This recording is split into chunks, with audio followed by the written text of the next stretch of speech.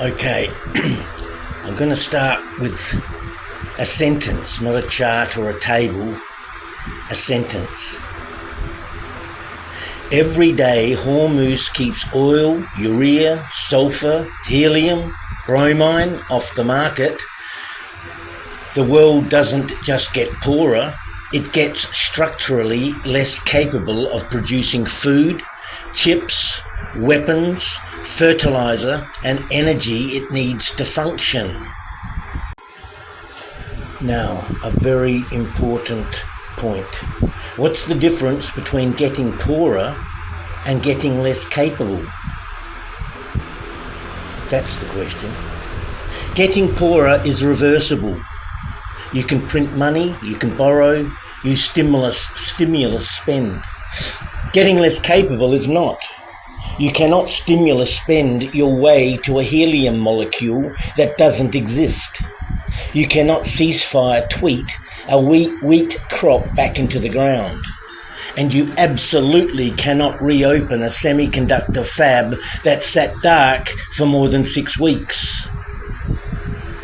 This distinction, poorer versus less capable, separates many punters, traders. 4-stage cascade. This is the framework we should keep in mind every time a ceasefire headline hits and crude drops $4 in 40 minutes. Bloody manipulation. Stage 1, price shock. Spot market spice, algos go wild, Bloomberg anchors lose their minds. The important thing, this is the most visible, most priced in, most traded reaction. The algo momentum cascades, amplifies every ceasefire rumour within minutes. NPL reads ceasefire, buys crude, sells silver, sells gold. This is Peter and the Wolf. Stage 2, allocation crisis. This is where it starts getting structural. Physical cargoes are being rerouted, not arriving at all. Fertiliser and semiconductor plants don't just throttle back, like turning down a thermostat. They run at capacity or they shut. The transition is not smooth. Import-dependent nations start rationing. That's a political event, not just an economic one. Stage 3, capacity crisis. Now we are in irreversible territory. Industrial capacity is not just underutilized, it is being permanently damaged. A semiconductor fab that loses helium supply doesn't pause, it shuts. Restarting takes weeks, often months. Defence procurement stalls. This has direct geopolitical feedback loops into the very conflict causing the blockade. Stage 4 and after, civilizational regression. We might call it the coming global depression. Yield losses are baked into the next growing season. Now, not if. They are already locked in by delayed input decisions. Cumulative semiconductor shortage cascades into GDP contraction. Cloud capacity, data centers, automotive, consumer electronics. Each stage is qualitatively different, not just quantitatively worse. A price reversal undoes stage 1. It does not undo stage 3. Some academic context. Sheffy paper in 2005, The Resilient Enterprise. Supply chain disruption has non-linear consequences. Caleb's anti-fragility framework. Systems that appear stable are often brittle precisely because their fragility is invisible. Think about it. The Hormuz commodity matrix. we'll go through this and look not just what is, but try to explain why it matters. Oil, LPG, the obvious one, but don't underestimate LPG. LPG is cooking fuel across South and Southeast Asia. Not luxury cooking, survival cooking. When LPG prices spike 40%, you get a social instability in Indonesia, Bangladesh, Pakistan, and others, before you see a headline about it in the Financial Times. Urea and ammonia. This is the one that shocks people. About 20% of global ammonia synthesis capacity runs through the GCC. Urea is 96% nitrogen. The most used agricultural input on Earth, full stop. The Baba-Hash process, the synthesis of ammonia from nitrogen and hydrogen, underpins roughly half of all human food production. Fritz Haber, Nobel Prize 1918, this is not a niche commodity.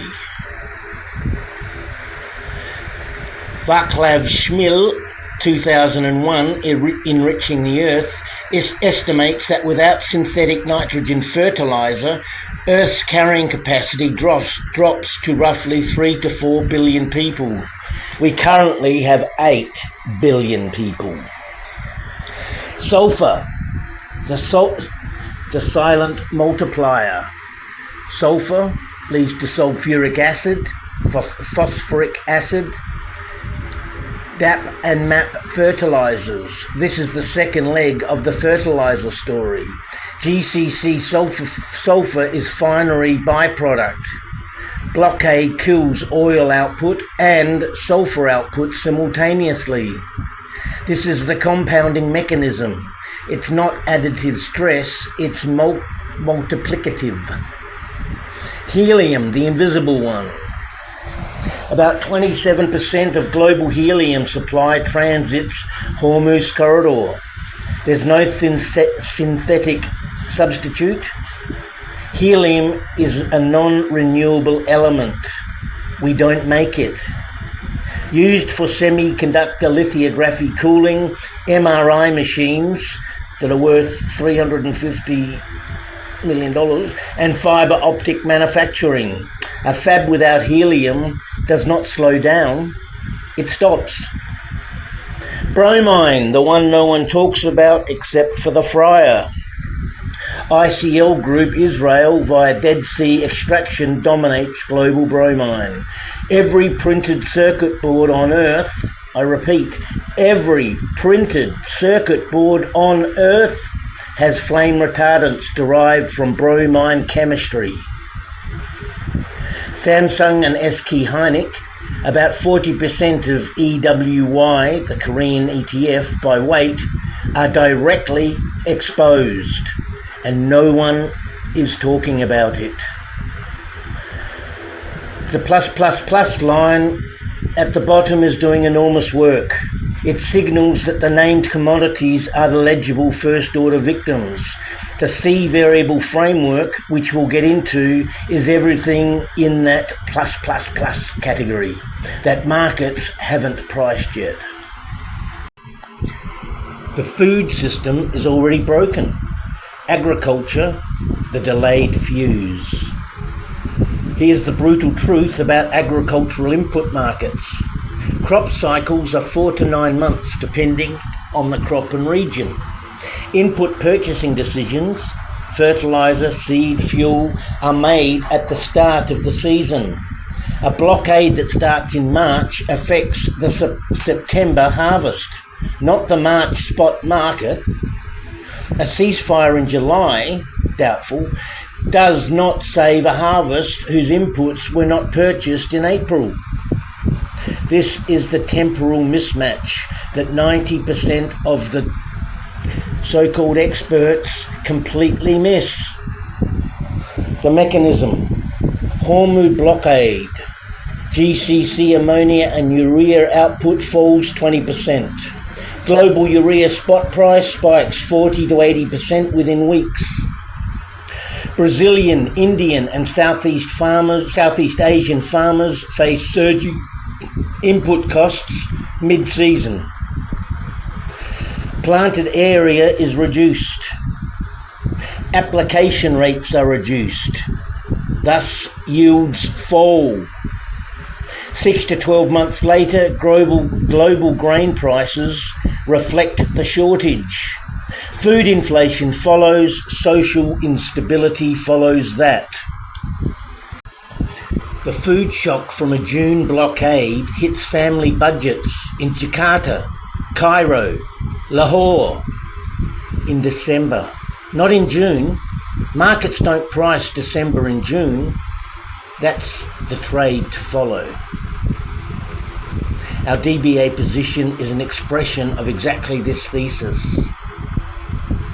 The bull spread on agricultural commodity ETF positioned before the fertiliser cost floor translates into price. And quickly, academic reference, Abbott, Hunt and Tyner in 2011, Watch Driving Food Prices in 2011. It documents the fertiliser to food price transmission mechanism. Also, FAO Food Price Index methodology for understanding the lag structures between input costs and consumer prices. This is real. Silicon runs on helium and bromine. Semiconductor blind spot. When was the last time any of you heard a semiconductor analyst mention helium or bromine? It's quite rare. I won't say I've never heard an analyst mention them, but very, very few. And this is where the opportunity sits. Helium, the invisible dependency. As I've mentioned, semiconductor lithography cooling requires continuous liquid helium. The cooling systems in a cutting-edge fab run at temperatures close to absolute zero. There is no synthetic substitute for helium. It is element 2 on the periodic table. We extract it from natural gas fields, primarily Qatar, thus Hormuz corridor, and the US. Most semiconductor fabs carry days of buffer inventory at most, not weeks or days. A stopped fab is not a slowed fab. Restart procedures take weeks. Contamination risk during shutdown is significant. Hence bromine. Bromine is one hiding in plain sight. ICL Group, listed in Tel Aviv, extracts bromine from the Dead Sea. They are a dominant global supplier. Regional conflict in the Middle East, the Ashdod and Haifa port infrastructure creates a double supply shock, Hormuz and Israeli port disruption. Every printed circuit board contains flame retardants with bromine chemistry. Phones, laptops, data center servers, automotive electronics, weapons, all sorts of things. Samsung and HK Hynix together represent approximately 40% of EWY's total weighting. These are DRAM manufacturers with direct bromine exposure. Photoresist chemistry, the light-sensitive material used to etch circuits onto silicon wafers, uses bromine compounds. No bromine, no lithography. These are not theoretical risks. These are operational dependencies that exist now, today. The semiconductor supply chain was stress-tested during COVID. It broke. Hormuz is a more acute, more concentrated version of that stress. Some academic reference. Gradel and Rec in 2016 published a paper, 6 years of criticality assessments, What we have learned so far in the Journal of Industrial Ecology on helium and bromine criticality. Also, National Academies of Sciences 2023, Critical Mineral Supply Chains. Chapter 4 on semiconductor specific inputs. You might like to check it. The C variable, what markets miss. Column A, the obvious victims. Oil importers, airlines, shipping companies, petrol consumers. Everyone can see A. Bloomberg can see A. Your Uber driver can see A. A is priced within hours of a headline. It's already in the market. Trading A is not a trade, it's noise participation. Column B, the secondary effects. Petrochemical feedstock shortages. LNG contract negotiations, emerging market currency stress. B takes days to weeks to show up in prices. It's partially priced. Trading B is better than A, but still crowded. Column C, the invisible constraint. Helium, the fabs, gram shortage, cloud capacity pricing. Urea, fertiliser, harvest failure, food inflation, sovereign stress. Bromine, PCB supply, consumer electronic supply chains. C is not priced. C is where the structural trade lives, but it's a long-term trade, not short-term. Fry's entire Hormuz divergence model is a systematic hunt for C variables. That is Charlie Munger's lattice work of theory and practice. The facts that don't hang together on a theory don't give you a usable trade.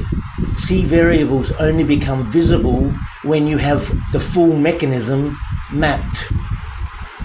And always remember, you can print money, but you can't print oil, and you absolutely cannot print helium. Academic reference, Mundell, 1961, A Theory of Optimum Currency Areas. I think he won a Nobel Prize for this paper. American Economic Review. It's the concept of asymmetric shocks is directly relevant. Commodity-specific supply shocks hit nations differently based on their production and import profiles. This is why the Japan EWJ bear and the Korea EWY bear are structurally more exposed than, say, Norway or Canada. Sentiment versus supply. Here's exactly what happens. A natural language program-driven algorithmic system, the institutional systems, reads the word ceasefire in a Reuters headline. Within milliseconds it triggers. Buy crude, sell silver, sell gold, sell SLV. Momentum algos pile on. Price moves 3 to 5% in an hour. Then the ceasefire falls apart, or the Iranians deny it, or basically people just realise it's crap. Crude recovers the entire move plus more over the next week. Silver rebounds. Physical supply has not changed by a single barrel. Not one cargo has been rerouted. This is the Jane Street dynamic I've mentioned in silver videos previously. Institutional volatility amplification. When Jane Street increased its SLV holdings by 500 times in Q4 2025, it was not because they liked silver, it was because they saw the volatility premium embedded in the algo sentiment whiplash. They are harvesting volatility that retail traders are losing to. Okay. The structural deficits do not reverse on sentiment events. 6 consecutive annual silver supply deficits do not disappear because Reuters publishes a ceasefire rumour. The doctrine does not change on headlines or garbage that Axios publishes. And to finish up with, what Fryer speculates that 90% of punters don't understand the big picture. 1. Hormuz is not an oil story. It is a civilizational supply chain story. Oil is not just the headline. Urea, helium, bromine, sulphur, these are the mechanisms. When media covers Hormuz as an oil story, they are covering column A. We are looking to trade column C. 2. The food shock story isn't next quarter. The input decisions are being missed right now, today, not hypothetically. Every day of the blockade that passes without a planting decision made is a yield that will not exist in 6 months. 3. The semiconductor shot is not theoretical. Helium and bromine have no substitutes. No amount of policy or ingenuity changes the periodic table. The fab vulnerabilities are operational facts, not forecasts, not hypotheses, operational facts. 4. Ceasefire headlines are noise. Physical supply restoration is the only signal that matters. Until cargo actually transits the strait, until a fab receives its helium shipment, until a fertiliser plant resumes full capacity, the thesis is intact. 5. The RWA playbook assumed a slow queue. Risk-weighted assets in global banking assumed orderly sequential shocks. The war skipped the line. Multiple supply chains are stressed simultaneously. The private credit markets, the COMEX paper to physical ratios, the sovereign gold repatriation, all of these are structural responses to a system that assumed a slow queue. 6. Every day this continues, the depth of eventual structural repricing grows. This is cumulative. Every day a blockade is another day of deferred input decisions, another day of helium inventory drawdown, another day of fertiliser not being applied. The repricing event, when it comes, will be larger, not smaller, for every day of delay. Okay, and this slide has the key references, the academic and primary sources that I've used to underpin the thesis and this presentation. This is so serious. I think Trump is intentionally delaying, making this crisis get worse, because US is fairly well self-sufficient. So more power for the US means to fuck up the rest of the global economy.